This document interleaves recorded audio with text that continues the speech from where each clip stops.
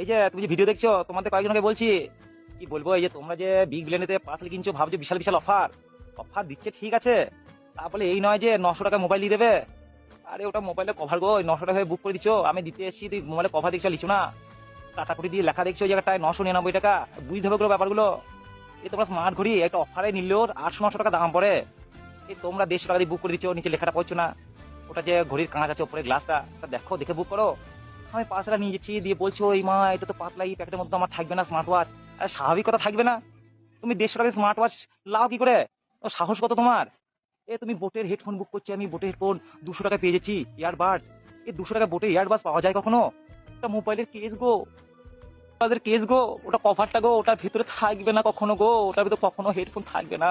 এই যে ভুলভাল গুলো করছো, এই যে আমাদের পেন্ডিং খেছি, আমাদের টাকা পয়সা যে পেছি না আমরা, কি বলবো বলো তোমাদের?